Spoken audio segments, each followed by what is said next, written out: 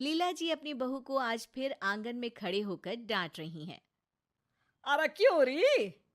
सिया तुझे मना किया है ना, मिसेस गुप्ता से बात मत किया कर। तू बच्ची है, अभी तुझे नहीं पता कि किससे कैसी बातें करनी है। वो मिसेस गुप्ता इधर की बात उधर करने में 2 मिनट भी नहीं लगाती। चुगलखोर कहीं की। तेरी बचकानी बातें दो की चार बनाकर सबको सुनाती फिरेगी। इतने में बाबूजी भी आ जाते हैं आंगन में।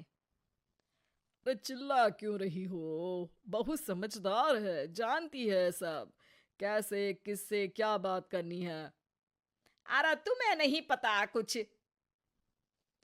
सुनते सुनते सिया जाती है और किचन से मेज पर लाकर नाश्ता लगाने लगती है। नाश्ता देखकर लीला जी फिर सुनाने लगती हैं। अरे फिर बना लिए ये नूडल्स और पास्ता। अरे तू बच्ची है बहू, पूरी बच्ची है। तुझे यही बच्चों वाली चीजें ही पसंद आती है। बाबूजी वही नाश्ता देखकर खुश हो जाते हैं और झट से बैठकर खाना स्टार्ट कर देते हैं। अगले दिन शाम के वक्त सिया छत से कपड़े लाकर कुर्सी पर रखकर पड़ोस वाली मीरा आंटी की आवाज सुनकर उनसे तड़का लगाने के लिए मीठा नीम लेने चली जाती है, क्योंकि लीला जी को करी में मीठे नीम का तड़का बहुत पसंद है। पर कपड़े कुर्सी पर देख लीला जी को मौका मिल जाता है असली तड़का लगाने का। सिया के वापस आते ही लीला जी फिर से शुरू हो जाती हैं। अरे कपड़े तय करके रखे जाते हैं और यहाँ हमारी बच्ची ने कुर्सी पर रख दिए। सब काम करने हैं पर बच्चों जैसे आधे अधूरे। पर माँ जी। अरे क्या हर वक्त बच्चों की तरह कभी मीरा के यहाँ कभी मिसेस गुप्ता के यहाँ घूमती रहती है? सिया उदास होकर अपने कमरे में चली जाती है और खुद से बातें करने लगती है। मैं तो माँ जी की पसंद का ख्याल रखकर ही मीरा आंटी के यहाँ गई थी। हर काम में हर जगह माँ जी को तो मैं बच्ची ही लगती हूँ। कब से सुन रही हूँ यही सब। लगता है माँ जी को पता नहीं है बच्चे होते कैसे हैं। बताना पड़ेगा। अगले दिन लीला जी का बर्थडे है और 60 साल की लीला जी बर्थडे पार्टी के लिए बड़ी उत्साहित हैं। अरे शाम को मेरी बर्थडे पार्टी है, सब मेहमान आ रहे हैं। सिया उसके लिए बड़ों की तरह तैयार होना। बच्ची तो तुम हो ही।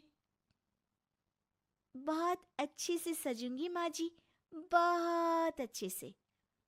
शाम होते ही मेहमानों का आना शुरू हो जाता है और सजी सवरी लीला जी बाबूजी के साथ सभी मेहमानों का स्वागत करती हैं। कुछ देर में सिया भी आ जाती है और सभी लोग सिया को देखकर हैरान हो जाते हैं। अरे बहू, ये क्या हुलिया बनाया है तूने? माँ जी, मैंने तो दो टोटी बनाई। अच्छी लग रही है ना? अरे सिया, जाकर एक चोटी बनाकर आ। सब देख रहे हैं, हंसेंगे ना मुझ पर। मुझे डांटा माँ जी ने। बाबूजी देखो ना, मुझे डांटा। बाबूजी फोन पर बात करने का नाटक करके वहां से चले जाते हैं। लीला जी बहू से सबका ध्यान हटाने के लिए केक कट करने की बात करती हैं।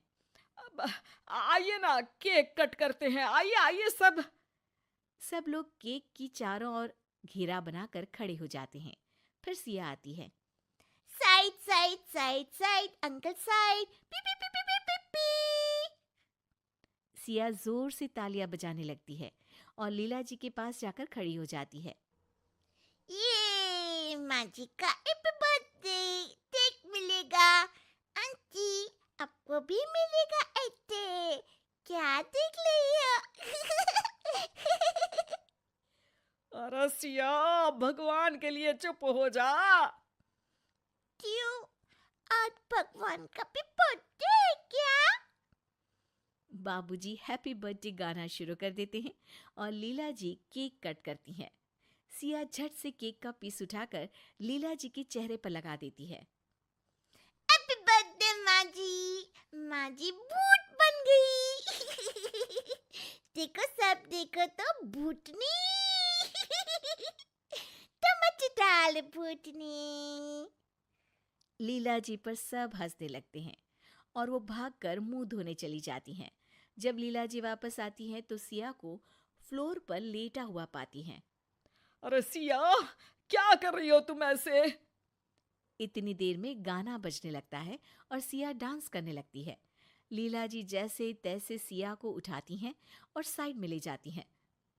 अरे सिया, सबके सामने ये क्या लगा रखा है तुमने? माँ जी, पाउडर, काजल, देखा मैं सुंदर।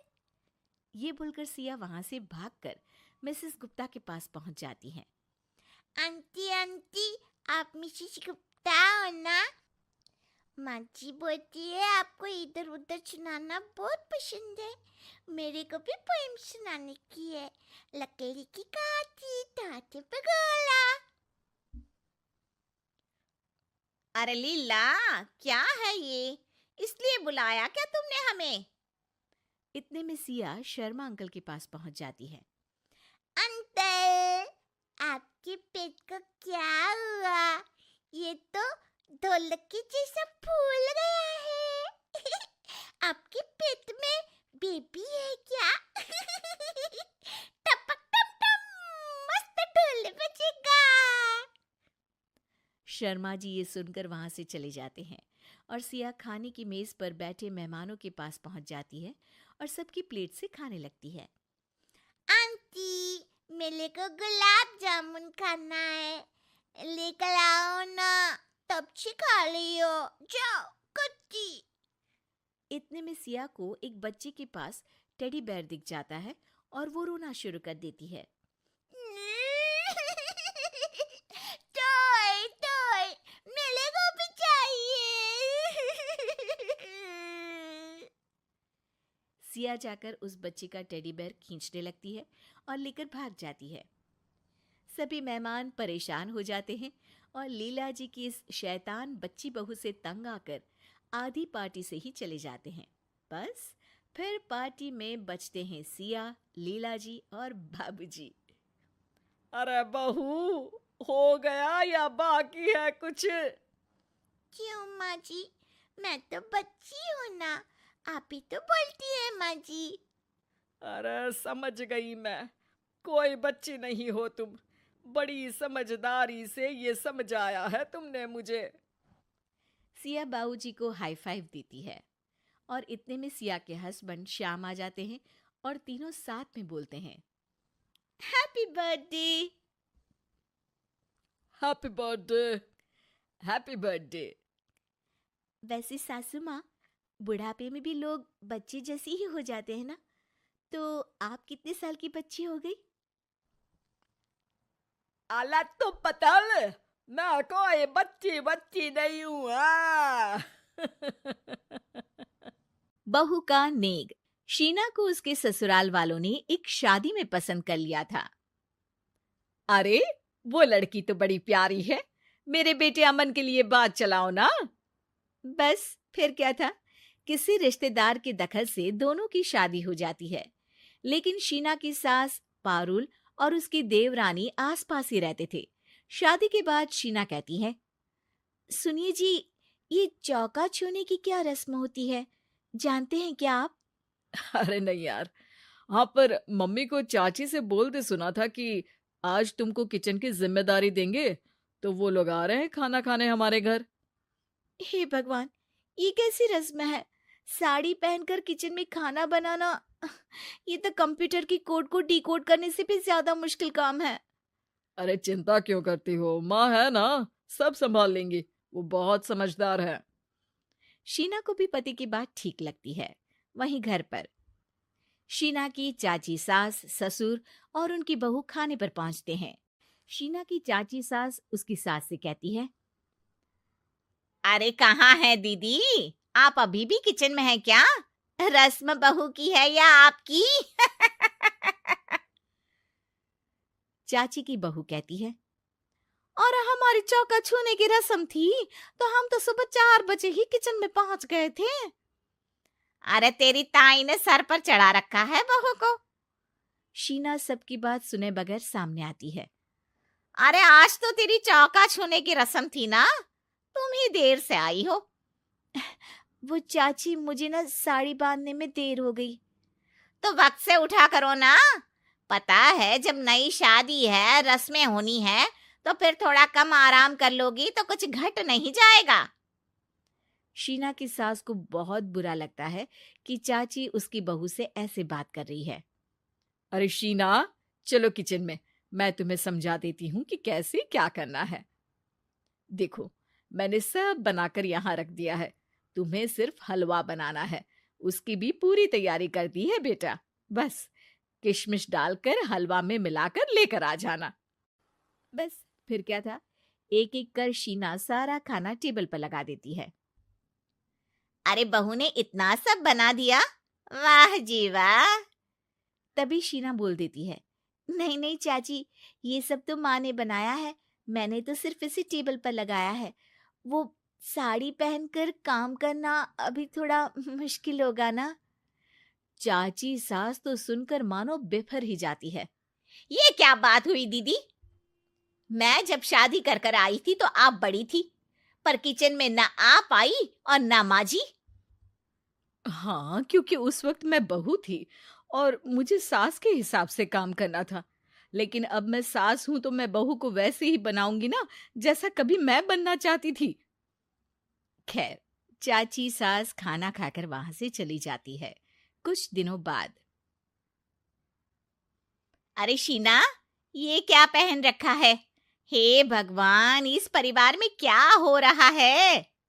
अरे क्या हुआ छोटी, इतना क्यों चिल्ला रही हो? इसने पहना क्या है? अरे दीदी, क्यों इतनी छूट दे रही हो?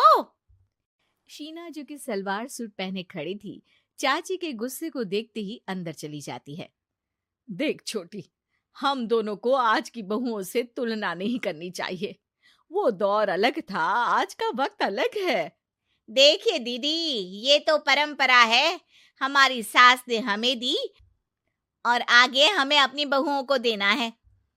ये क्या लगा रखा है आपने? आप तो पूरी संस्कृति ही खराब कर रही हैं। ये बोलकर चाची सास वहां से चली जाती हैं।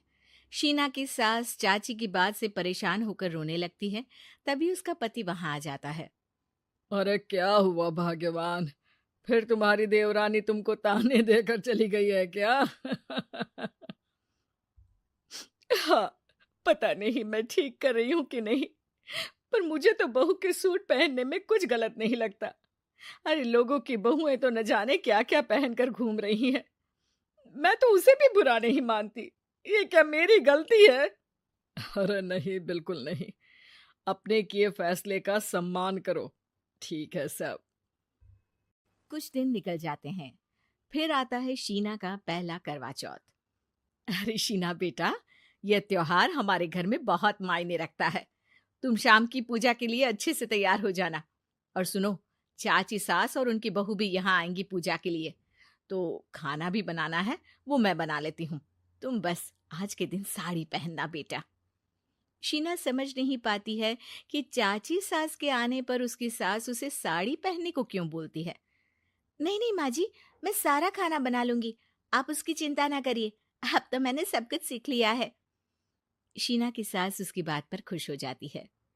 छोटी को पता न चले कि मेरी बहू घर में सूट पहनती है, तो मैंने आज साड़ी पहनने को बोल दिया। क्यों लोगों को बिना वजह बात बनाने का मौका दें। शाम को सब पूजा पाठ करके बैठे होते हैं कि चाची सास की बहू चाची सास से कहती है, माँ जी, आज के दिन तो आप लोगों के घर बहुओं को नेक दिया जाता है ना। हाँ हाँ बहू, बोलना, तुझे तेरी सास से क्या चाहिए? हाँ शीना बेटा, तू भी बता दे कि तुझे क्या चाहिए। मम्मी जी, मुझे ना आपका वो रानी हार चाहिए जो आपने अभी पहना है। चाची सास थोड़ा हिचकिचाते हुए कहती है, हाँ हाँ हाँ, ले लेना, सब तेरा ही तो है। तुझे कौन सा हार चाहिए बहू? माँ जी, मुझे नेक में आपसे परमिशन चाहिए कि आप मुझे नौकरी की इजाजत दें। आप तो जानती हैं कि मैं और ये एक ही कॉलेज में एक ही क्लास में साथ में थे, लेकिन आज वो कहाँ है और मैं कहाँ। वाह जी वाह, ये भी सुनना बाकी रह गया था। इस खानदान की बहू नौकरी करने बाहर जाएगी। और मैं भी तो इंटर पास हूँ, पूरे सेकंड डिवीजन, लेकिन कभी मजाल है कि नौकरी की बात की हो। पर दीदी, मैंने एमबीए किया है, वो भी बड़े संस्थान से। तभी शीना का पति और ससुर भी वहां आ जाते हैं। देखो बेटा, मैं वही सोच रहा था कि तुम नौकरी करने के लिए क्यों नहीं बोल रही हो। मुझे लगा शायद तुम नौकरी करना नहीं चाहती हो। नहीं पापा, वो तो हमेशा से ही कुछ नाम कमाना चाहती है। अपने माता पिता को भी इसने कहा था कि वो आप लोगों को अपनी तरह से समझ लेगी। सास को शांत दिखकर शीना कहती है, मम्मी जी, मैं वादा करती हूँ, घर का सारा काम करके ही ऑफिस जाऊंगी। खाना पीना किसी भी चीज के लिए घर वालों को परेशानी नहीं होने दूंगी। वक्त से पहले उठूंगी और काम वाली को भी हटवा दूंगी। शीना की बात सुनकर सास हंस पड़ती है। अरे शीना, ये ज्यादा हो गया हाँ। बिल्कुल काम करो बेटा, पढ़ी लिखी हो, नौकरी में अच्छा कर सकती हो। जरूर बेटा, दिया तुम्हें तुम्हारा नेग। हाँ, पुरानी परंपरा जरूरी नहीं कि अच्छी ही हो, कभी कभी बदलाव लाना भी जरूरी होता है, जिसे देर से ही सही लेकिन समाज अपना ही लेता है।